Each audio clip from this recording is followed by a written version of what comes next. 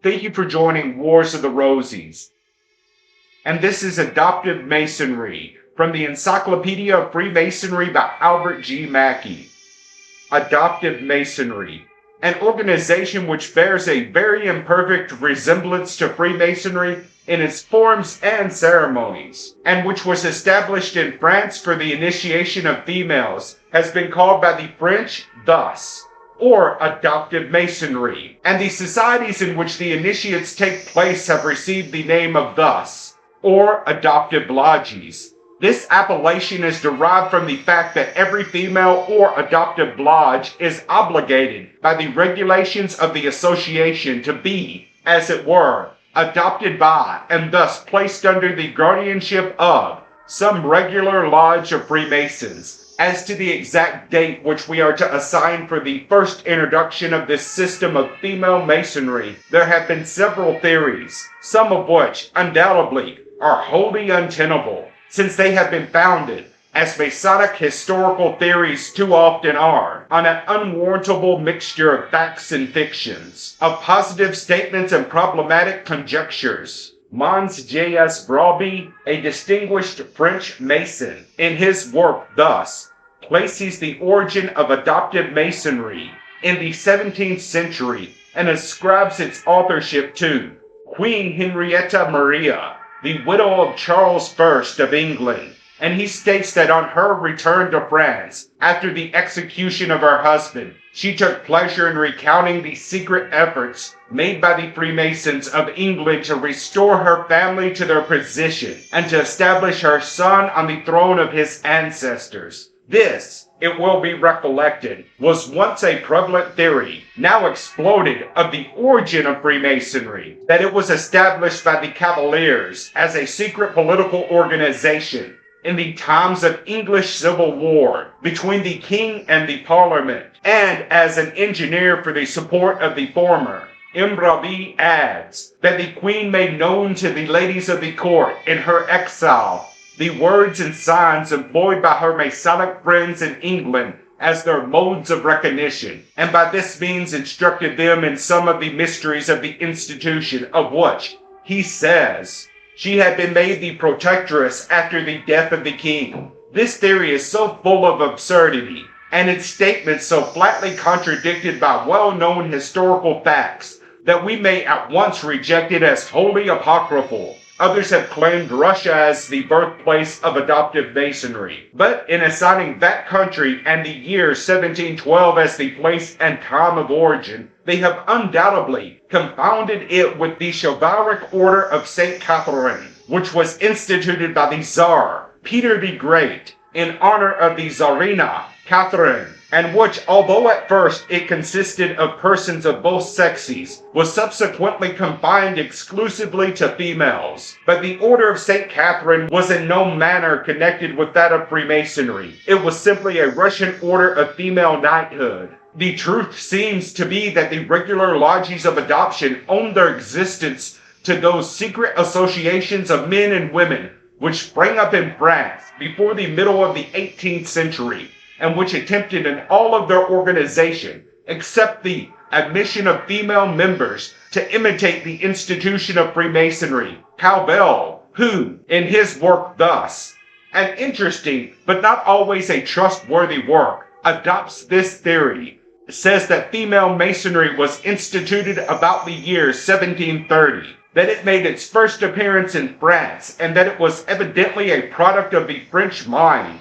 No one will be disposed to doubt the truth of this last sentiment. The proverbial gallantry of the French Masons was most ready and willing to extend to women some of the blessings of that institution, from which the churlishness, as they would call it, of their Anglo-Saxon brethren had excluded them. But the masonry of adoption did not at once, and in its very beginning, assume that peculiarly intimate form of masonry which it subsequently presented, nor was it recognized as having any connection with our own order until more than 30 years after its first establishment. Its progress was slow and gradual. In the course of this progress, it affected various names and rituals, many which have not been handed down to us. It was evidently convivial and gallant in its nature, and at first seems to have been only an imitation of Freemasonry, insomuch as that it was a secret society, having a form of initiation and modes of recognition. A specimen of one or two of these secret female associations may not have been uninteresting. One of the earliest of these societies was that which was established in the year 1743 at Paris under the following name, which we might very appropriately translate as the Order of Happy Folks. The vocabulary and all the emblems of the order were nautical. The sisters made symbolically a voyage from the island of Felicity in ships navigated by brethren. There were 4 degrees, namely those of cabin boy, captain, commodore, and vice admiral, and the Grand Master, or presiding officer, was called the Admiral. Out of this society there sprang in 1745 another, which was called the Knights and Ladies of the Anchor, which is said to have been somewhat more refined in its character, although for the most part it preserved the same formulary of reception. 2 years afterwards, in 1747, the Chevalier Beauchesne, a very zealous Masonic adventurer and the master for life of a Persian lodge, instituted an androgynous system under the following name, or the Order of Woodcutters, whose ceremonies were borrowed from those of the well-known political society of the Carbonari. All parts of the ritual had a reference to the sylvan vocation of woodcutting, just as that of the Carbonari referred to coal burning. The place of meeting was called a woodyard and was supposed to be situated in the forest. The presiding officer was styled Père Maître, which might be idiomatically interpreted as good man master, and the members were designated as cousins, a practice evidently borrowed from the Carbonari. The reunions of the woodcutters enjoyed the prestige of the highest fashion in Paris, and the society became so popular that ladies and gentlemen of the highest distinction in France united with it, and membership was considered an honor with no rank, however exalted, need disdain. It was consequently succeeded by the institution of many other and similar androgynous societies, the very names of which it would be too tedious to enumerate. Clavel, page 111 and 112. Out of all these societies, which resembled Freemasonry only in their secrecy, their benevolence, and sort of rude imitation of a symbolic ceremonial, at last arose the true lodges of adoption, which so far claimed a connection with and a dependence on Masonry as that Freemasons alone were admitted along with their male members, a regulation which did not prevail in the earlier organizations. It was about the middle of the 18th century that the lodges of adoption began to attract attention in France, whence they steadily spread into other countries of Europe, into Germany, Poland, and even Russia. England alone, always conservative to a fault, steadily refused to take any cognizance of them.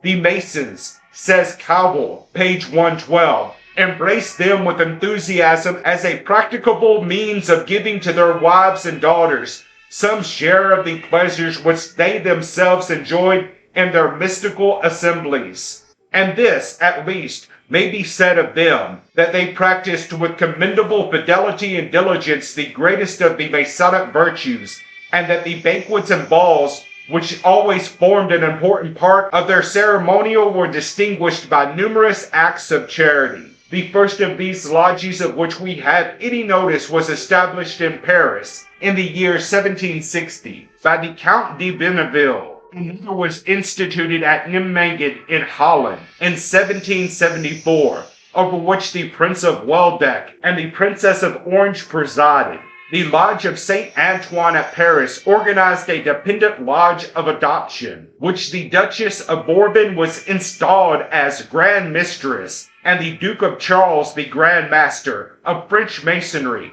conducted the business. In 1777, there was an adoptive lodge of Lacander, over which the Duchess of Bourbon presided, assisted by such noble ladies as the Duchess of Chartres, the Princess L'Amalie, and the Marchioness de Genles, and we hear of another governed by Madame Helvetius, the wife of the illustrious philosopher, so that it will be perceived that fashion, wealth, and literature combine to give splendor and influence to this new order of female masonry. At first, the Grand Orient of France appears to have been unfavorably disposed to these pseudo-Masonic and androgynous associations, but at length they became so numerous and so popular that a persistence in opposition would have evidently been impolite, if it did not actually threaten to be fatal to the interest and performance of the Masonic institution. The Grand Orient, therefore,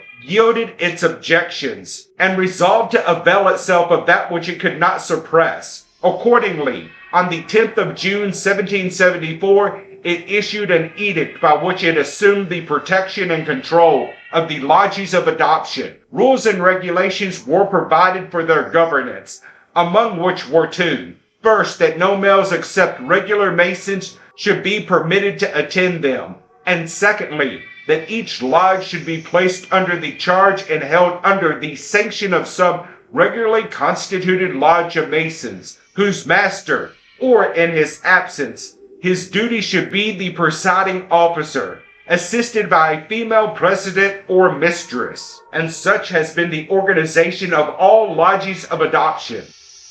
A lodge of adoption under the regulations established in 1774 consists of the following officers: a Grand Master, a Grand Mistress, an Orator dressed as a Capuchin, an Inspector, an Inspectress, a male and female guardian, a Mistress of Ceremonies. All of these officers wear a blue watered ribbon over their shoulder, to which is suspended a golden trowel, and all the brothers and sisters have aprons and white gloves. The rite of adoption consists of 4 degrees, whose names in French and English are as follows: 1.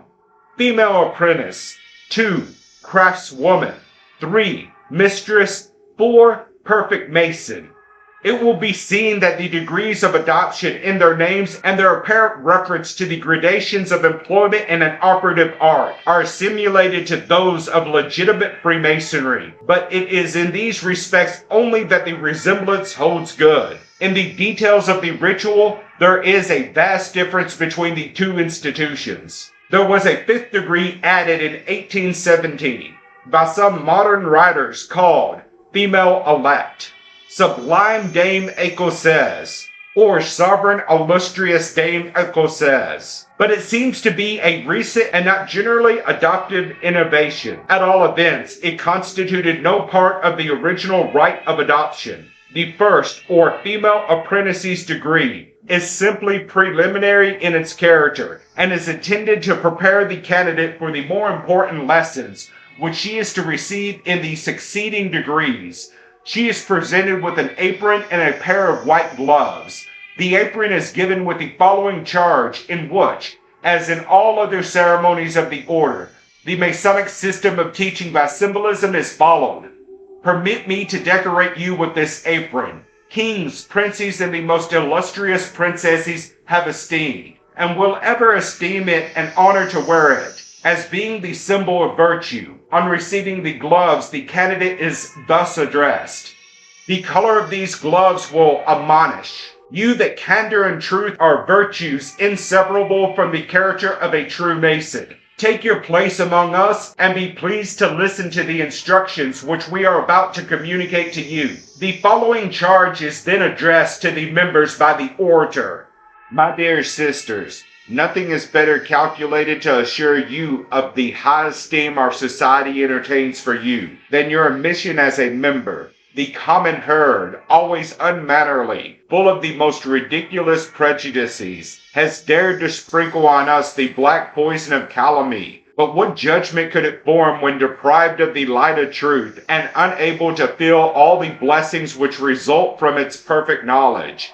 You alone, my dear sisters, having been repulsed from our meetings, would have the right to think us unjust. But with what satisfaction do you learn today that Masonry is the school of propriety and of virtue, and that by its laws we restrain the weakness that degrade an honorable man in order to return to your side more worthy of your confidence and of your sincerity? However, whatever pleasure these sentiments have enabled us to taste, we have not been able to fill the void that your absence left in our midst, and I confess, to your glory, that it was time to invite into our societies some sisters who, while rendering them more respectable, will ever make of them pleasures and delights.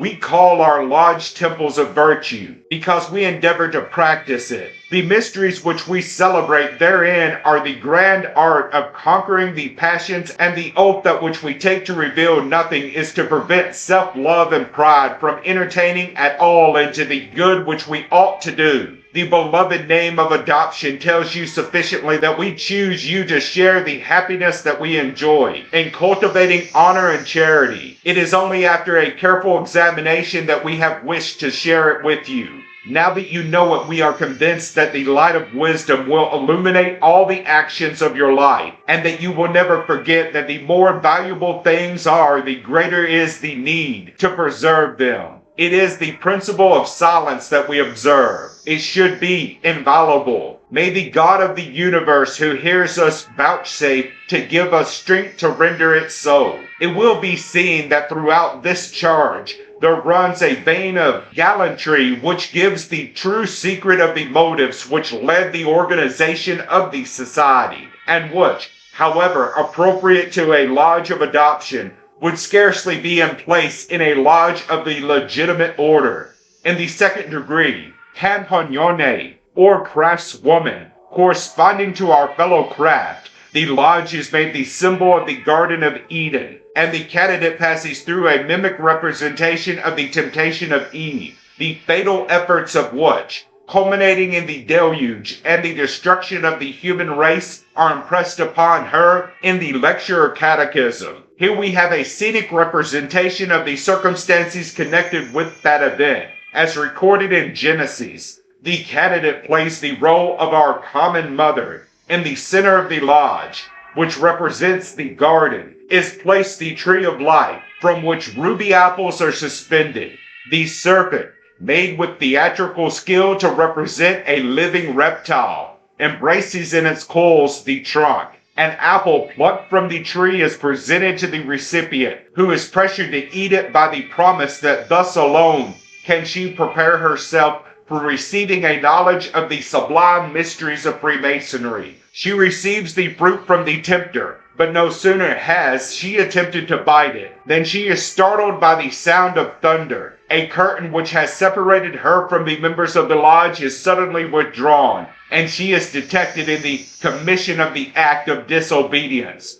She is sharply reprimanded by the orator, who conducts her before the Grand Master. The dignitary reproaches her with her fault, but finally, with the consent of the brethren and sisters present, he pardons her in the merciful spirit of the institution, on the condition that she will take a vow to extend hereafter the same clemency to the faults of others. All this is allegorical and very pretty, and it cannot be denied that on the sensitive imagination of females, such ceremonies must produce a manifest impression. But it is needless to say that it is nothing like Masonry. There is less ceremony, but more symbolism in the third degree, or that of mistress. Here are introduced, as parts of the ceremony, the Tower of Babel and the theological ladder of Jacob. Its rounds, however, differ from those peculiar to true Masonry. The lecture or catechism is very long and contains some very good points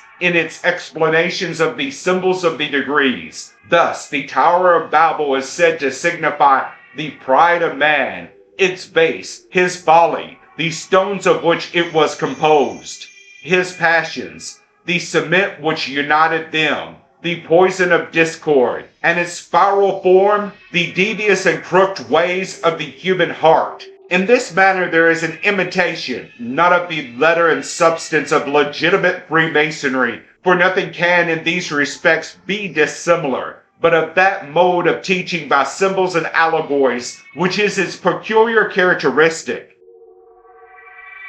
The fourth degree, or that of perfect mistress, corresponds to no degree in legitimate Masonry. It is simply the summit of the rite of adoption, and hence is also called the degree of perfection. Although the lodge in this degree is supposed to represent the Mosaic tabernacle in the wilderness, yet the ceremonies do not have the same reference. In one of them, however, the liberation by the candidate of a bird from the vase in which it had been confined is said to symbolize the liberation of man from the dominion of his passions, and thus a far-fetched reference is made to the liberation of the Jews from Egyptian bondage. On the whole, these ceremonies are very disconnected, but the lecture or catechism contains some excellent lessons. Especially does it furnish us with the official definition of adoptive Masonry, which is in these words: "It is a virtuous amusement by which we recall a part of the mysteries of our religion, and the better to reconcile humanity with the knowledge of its Creator. After we have inculcated the duties of virtue, we deliver ourselves up to the sentiments of a pure and delightful friendship by enjoying in our lodges the pleasures of society, pleasures which among us are always founded on reason, honor, and innocence, apt and appropriate description of an association, secret or otherwise, of agreeable and virtuous, well-bred men and women, but having not the slightest application to the design or form of true Freemasonry." Guillaume de Saint Victor, the author of the following work, which forms the third part of the Recueil Précieux, who has given the best ritual of the rite and from whom the preceding account has been taken, thus briefly sums up the objects of the institution.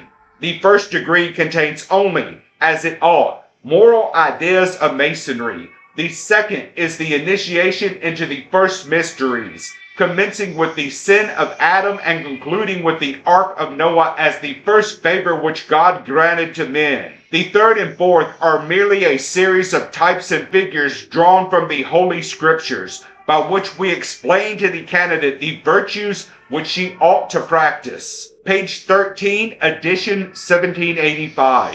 The fourth degree, being the summit of the rite of adoption, is furnished with a table lodge, or the ceremony of a banquet, which immediately succeeds the closing of the lodge, and which, of course, adds much to the social pleasure, and nothing to the instructive character of the rite. Here, also, there is a continued imitation of the ceremonies of the Masonic institution, as they are practiced in France, where the ceremoniously conducted banquet, at which Masons only are present, is always an accompaniment of the Master's Lodge. Thus, as in the banquets of the regular lodges of the French Rite, the members always use a symbolic language by which they designate the various implements of the table, and the different articles of food and drink, calling, for instance, the knives, swords, the forks, pickaxes, the dishes, materials, and bread a rough ashlar. So, in imitation of this custom, the rite of adoption has established in its banquet a technical vocabulary to be used only at the table.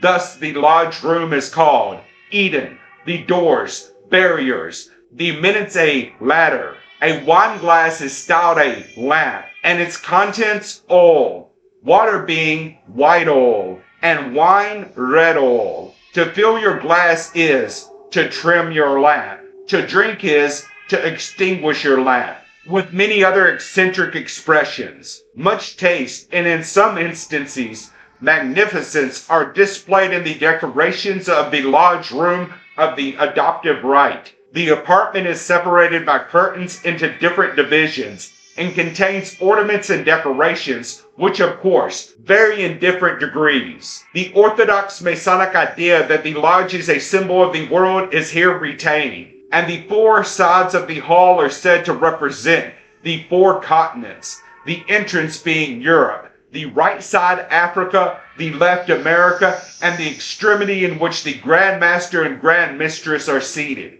Asia. There are statues representing wisdom, prudence, strength, temperance, honor, charity, justice, and truth. The members are seated along the sides in 2 rows, the ladies occupying the front one, and the whole is rendered as beautifully and attractive as the taste can make it. The lodges of adoption flourished greatly in France after their recognition by the Grand Orient. The Duchess of Bourbon, who was the first that received the title of Grand Mistress, was installed with great pomp and splendor in May 1775. In the Lodge of St. Antoine in Paris, she presided over the adoptive lodge, Le Candior, until 1780, when it was dissolved. Attached to the celebrated Lodge of the Nine Sisters, which had so many distinguished men of letters among its members, was a lodge of adoption bearing the same name, which in 1778 held a meeting at the residence of Madame Helvetius in the honor of Benjamin Franklin, then our ambassador at the French court. During the reign of terror of the French Revolution, lodges of adoption, like everything that was gentle or humane, almost entirely disappeared. But with the accession of a regular government, they were resuscitated, and the Empress Josephine presided at the meeting of one at Strasbourg in the year 1805. They continued to flourish under the imperial dynasty, and although less popular, or less fashionable, under the Restoration, they subsequently recovered their popularity and are still in existence in France. An interesting appendages to this article, it may not be improper to insert 2 accounts, one of the installation of Madame César Barreau as Grand Mistress of Adoptive Masonry in the lodge connected with the regular lodge, La Germanie des Valets Egyptinus, on the 8th of July 1854, and the other on the reception of the celebrated Lady Morgan in 1819. In the lodge of La Belle et Bonnie, as described by her in her diary. The account of the installation of Madame Moreau, which is abridged from the Franco-Macon, a Persian periodical, is as follows.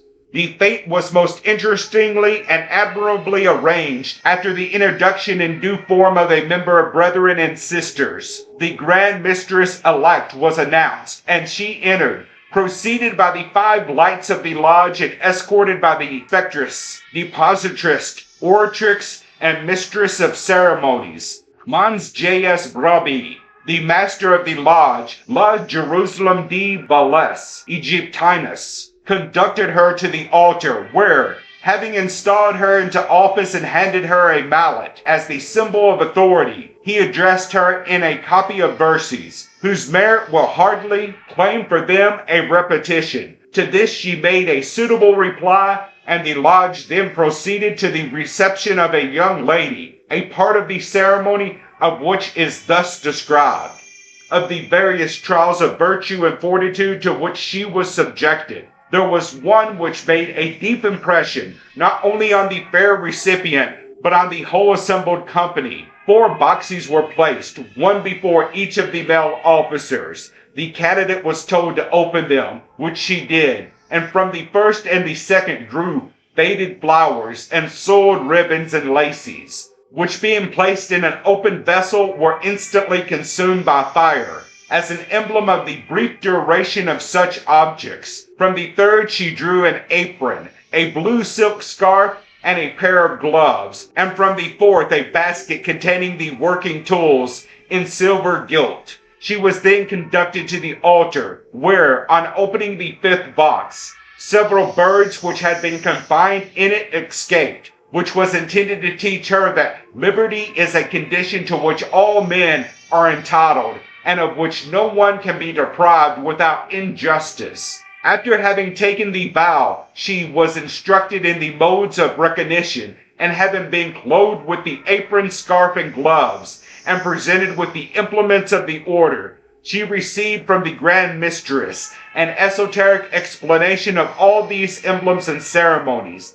Addresses were subsequently delivered by the orator and oratrix. An ode was sung, the poor or alms box was handed round, and the labors of the lodge were then closed. Madame Moreau lived only 6 months to enjoy the honors of presiding officer of the adoptive rite, for she died of pulmonary affection at an early age on the 11th of the succeeding January. The Lodge of Adoption in which Lady Morgan received the degree at Paris in the year 1819 was called La Belle et Bonnie. This was the pet name which long before had been bestowed by Voltaire on his favorite, Marchioness de Valette, under whose presidency and at whose residency in the Faubourg Saint-Germain the lodge was held, and hence the name with which all France, or at least all Paris, was familiarly acquainted as the popular destination of Madame de Valette.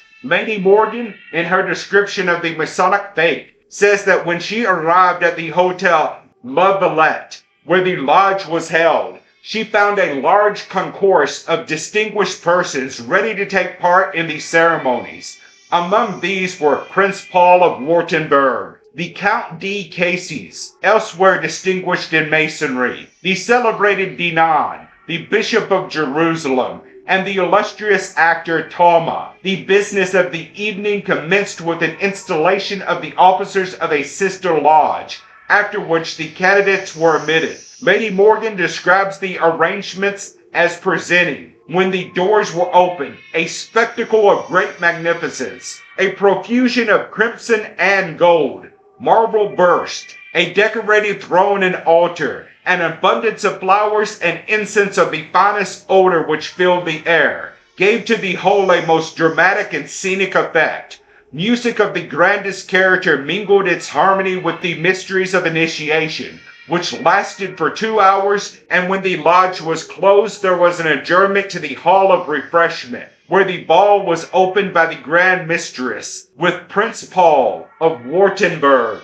Lady Morgan, upon whose mind the ceremony appears to have made an impression, makes one remark worthy of consideration, that so many women, says she, young and beautiful and worldly, should never have revealed the secret, is among the miracles which the most distrusted sex are capable of working. In fidelity to the vow of secrecy, the female Masons of the adoptive rite have proven themselves fully equal to their brethren of the legitimate order, notwithstanding that adoptive Masonry has found an advocate in no less distinguished a writer than Chemin de Ponce, who in the Encyclopedia Masonic calls it a luxury in Masonry and a pleasant relaxation which cannot do any harm to the true mysteries which are practiced by men alone. It has been very generally commended by the most celebrated French, German, English, and American Masons. Guy Dickey, in his Freemason lexicon, speaks slightingly of it as established on insufficient grounds,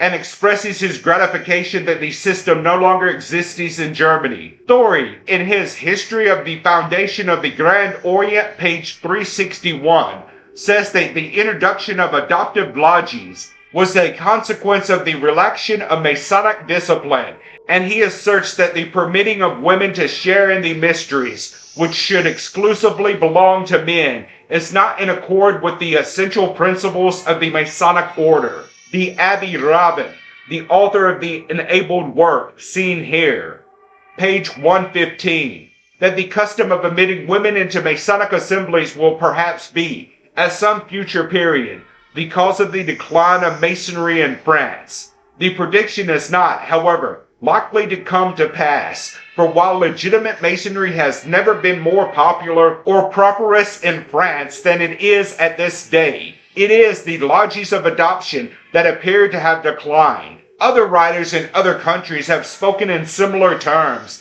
so that it is beyond a doubt that the general sentiment of the fraternity is against this system of female Masonry. Lenning is, however, more qualified in his condemnation, and says in his Encyclopedia of Freemasonry that while leaving it undecided whether it's prudent to hold assemblies of women with ceremonies which are called Masonic, yet it is not to be denied that in these female lodges a large amount of charity has been done. Adoptive Masonry has its literature, although neither extensive nor important, as it comprises only books of songs, addresses, and rituals. Of the latter, the most valuable are 1. The following, which was published in 1775 and containing only the first 3 degrees, and such was the system when recognized by the Grand Orient of France in that year. 2. The following, which was printed in 1787. This work, which is by Guillaume de Saint Victor, is perhaps the best that has been published on the subject of the adoptive right, and is the first that introduces the 4th degree, and of which Guillaume is supposed to have been the inventor, since all previous rituals include only the 3 degrees. 3. The following, which contained in the second part of E.J. Chaperon's work and printed at Paris in 1870. This is valuable because it is the first ritual that contains the 5th degree.